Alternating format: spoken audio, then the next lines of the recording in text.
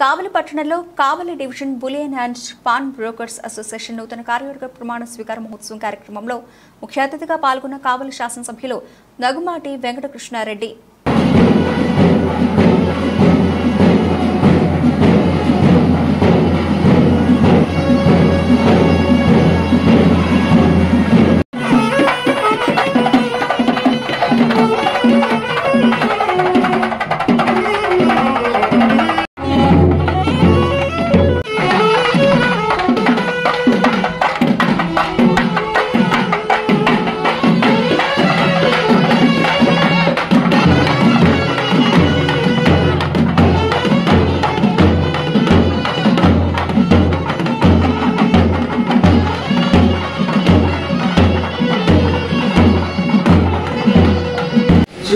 సన్మానం శ్రీ నగుమాటి వెంకటకృష్ణారెడ్డి గారికి సన్మానం చేస్తున్నాం. Thank you.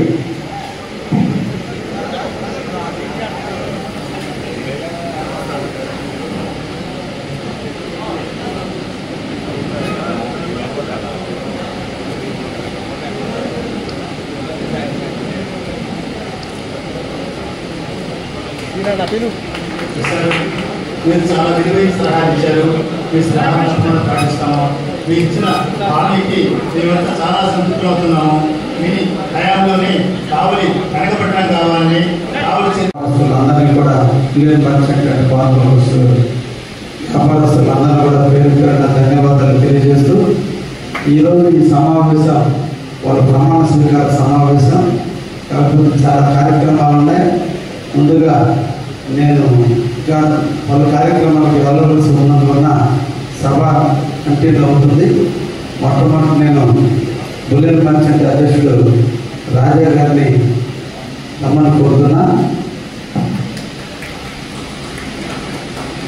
Kavali division bullion merchants and pawn brokers association అధ్యక్షులుగా ఎన్నికైనటువంటి మిత్రులు సోదర సమానులు Kavali divisional bullion merchant association అధ్యక్షుడు రాజా గారు, అదేవిధంగా పాన్ బ్రోకర్స్ అధ్యక్షుడిగా ఎన్నికైనటువంటి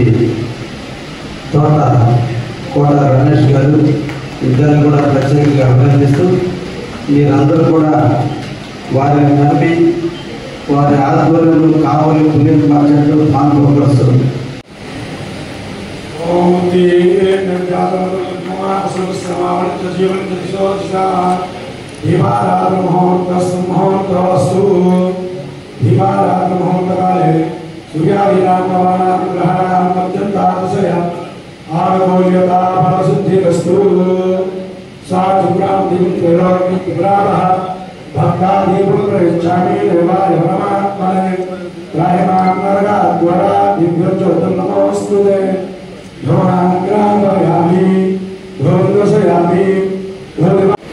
వారికి షాలు కొట్టి అందించాల్సిందిగా కోరుతున్నాము.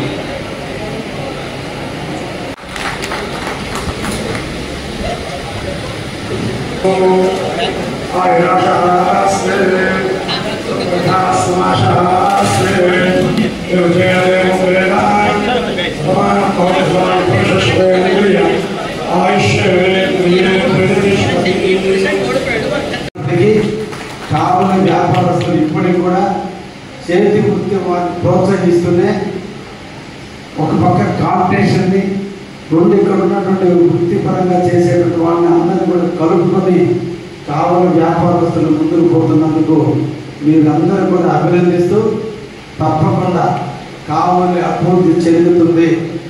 శ్రీ నారా చంద్రబాబు నాయుడు గారు ముఖ్యమంత్రి అయిన తర్వాత కావలి నలుమూలలా కూడా ఇండస్ట్రీస్ వ్యవస్థ రాబోతుంది.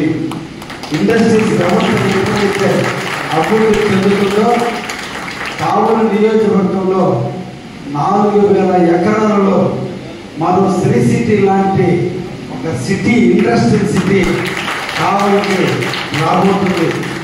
కావలికి దక్షిణ వైపున ఎయిర్పోర్ట్ రాబోతుంది. ఎప్పుడైతే ఈ ప్రాంతంలో ఎయిర్పోర్ట్ వస్తుందో ఆటోమేటిక్గా ఎయిర్పోర్ట్ని బేస్ చేసుకుని కొన్ని వందల ఇండస్ట్రీస్ రావడానికి అవకాశం ఉంది. ఇవన్నీ వచ్చిన నాడు కావలి పట్టణం ఈరోజు 1,50,000 జనాభాతో ఉన్న పట్టణం రేపు 2 లక్షలు కావచ్చు, 3 లక్షలు కావచ్చు, 5 లక్షలు కూడా కావచ్చు. ఆనాడు వ్యాపారం చేసుకున్నటువంటి ట్రెడిషన్గా ఫస్ట్ నుంచి వ్యాపారం చేసేటువంటి వ్యాపారస్తులందరూ కూడా ఇదే షాపుల్లో ఇంకా ఎక్కువ వ్యాపారం జరిగే విధంగా, ఇంకా ఎక్కువ అంగళ్ళు వచ్చే విధంగా కావలికి అవకాశం ఉంది. కాబట్టి మీరు ఏ ఒక్క వ్యాపారస్తుడు కూడా ఎక్కడికో పోయి వ్యాపారం చేయలేదు. కావలిలోనే వ్యాపారం విపరీతంగా ఉంది.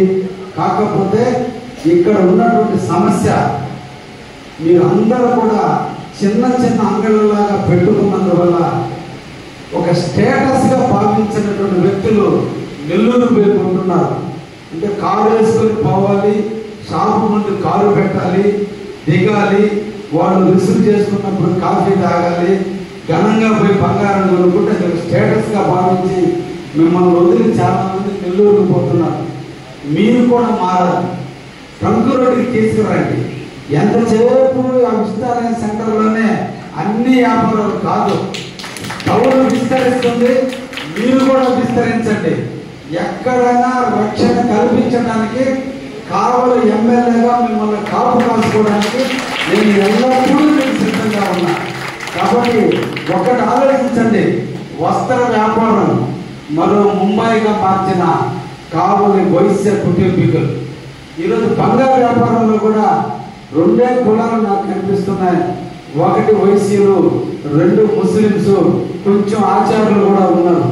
మీరందరూ ట్రంక్ రోడ్డు మీదకి వచ్చి వ్యాపారం చేస్తే కావలిలో ఉన్నటువంటి ప్రతి ఒక్కడు బంగారం కొనేటువంటి ప్రతి ఒక్కడు నెల్లూరుకో మెడ్రాస్కో పోవాల్సిన అవసరం లేదు. కారణం వాళ్ళు వచ్చినప్పుడు వాళ్ళకి కావాల్సిన హాస్పిటాలిటీ, అంటే వాళ్ళకి వచ్చినటువంటి మర్యాద, వాళ్ళు బండి మీద కారులో వస్తే పార్కింగ్ ఉండే విధంగా మీరు కానీ వ్యాపారాన్ని విస్తరించగలిగితే ఈ మాల్ కల్చర్ పోవాలని కూడా ఈ సందర్భంగా. ఎందుకంటే ముందు షాపులో ఉండే ఓనర్ మీద నమ్మకంతో 50% కొంటాం. దాంట్లో రాగి ఉందో 18 క్యారెట్స్ ఇస్తున్నారు, 22 క్యారెట్స్ ఇస్తున్నారు, ప్యూర్ గోల్డ్ ఉందో ఎవరికి తెలియదు. అది చేసే బంగారు వ్యాపారం తప్ప. దానికని హాల్మార్క్ అని పెట్టినా, 916 అని పెట్టినా, లేదంటే ఇంకా ఎన్ని రకాలు పెట్టినా మీరే ఏం చెప్తారంటే పెద్ద పెద్ద వ్యాపారస్తుల కానించి వెనక మేము ముద్ర వేసాం, రేపు మళ్ళా మీరు అమ్మే రోజు అదే ధరకి మేము కొంటాం అన్న నమ్మకంతో దాంట్లో ఎంత రాగుందో ఎంత బంగారం ఉందో తెలియకుండా కొంటున్నారు. అంటే బంగారం కొంటున్నారంటే మహిళలు ఫస్ట్ మిమ్మల్ని నమ్ముతున్నారు. ఆ నమ్మకాన్ని మీరు పెంచుకొని తప్పకుండా నాణ్యమైనటువంటి వస్తువులు అందించండి. కావలి నియోజకవర్గాల్లో ఎటువంటి ఇబ్బందులు వచ్చినా మీ 2 రకాల సంస్థలకి నేను మీకే కాదు అన్ని వ్యాపారస్తుల్ని లిబరల్గా చేస్తున్నాం. ఎక్కడెక్కడ కూడా ఇబ్బందులు రాకుండా కూడా చూస్తున్నాం. మిమ్మల్ని కాపు కాయడానికి నేను సిద్ధంగా ఉన్నా. స్వేచ్ఛగా వ్యాపారం చేసుకోండి, అందరూ బాగుపడండి, కావాలని అభివృద్ధి చేద్దామని చెప్పి ఈ సందర్భంగా తెలియజేస్తూ, నాకు ఎందుకో అది నాకు తెలియదు కానీ ఆ పాన్లో బ్రోకర్స్ తీసేస్తే బాగుంటుందేమోనని నా అభిప్రాయం అండి. ఎందుకంటే ఎప్పుడో కాలంలో దానికి ఒక పేరు పెట్టారు, కానీ ఇప్పుడు కూడా పాన్ బ్రోకర్ అనే వర్డ్ ఉంది. అది మంచి పద్ధతి కాదు.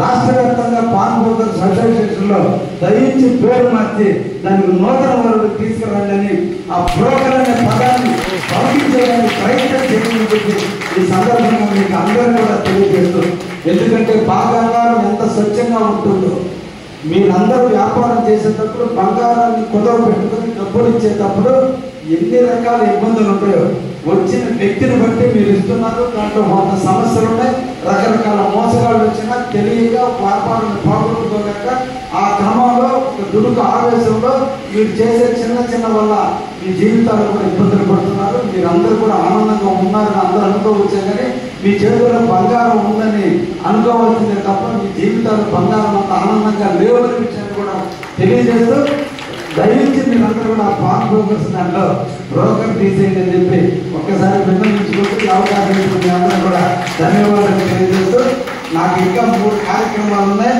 మా యువకులు ఇద్దరు కూడా రాజా అండ్ రమేష్ రాజా రమేష్ ఇద్దరు వచ్చి రాజుల్లాగా కావుల్లో మీ బంగారు వ్యాపారస్తులకు అండగా ఉంటారు. వాళ్ళకి నేను అండగా ఉంటానని మీ జిల్లా శోభన్ బాబు గారు, శాంతిలాల్ గారు, అమరా సుబ్బారావు గారి మీద హామీ ఇస్తూ మీ బిడ్డలను నేను కాపు కాసుకుంటా, మా కావాలని మీరు కాపు కాసి మా వ్యాపారస్తులకు వ్యాపారం ఇచ్చేదాన్ని మీరు ప్రయత్నం చేయండి అని చెప్పి మీకు అందరికీ కూడా కోరుకుంటూ అవకాశం ఇచ్చిన పెద్దలకు ధన్యవాదాలు తెలియజేస్తూ ముగిస్తున్నా. దయించి సభను నిర్విఘ్నంగా నిర్వహించండి.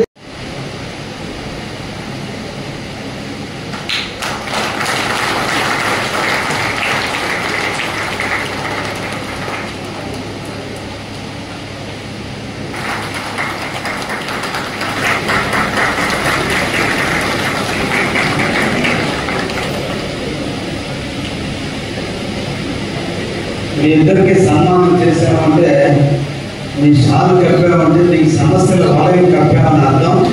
ఆ సమస్యలను అన్నింటినీ పరిష్కరించి కావలి వర్తక వ్యాపారస్తులు, బంగారు వ్యాపారస్తులు అందరూ కూడా మీరు అండగా ఉంటారని, మీకు నేను కవచంగా ఉంటానని మీకు నేను ఆ షాలు కప్పా.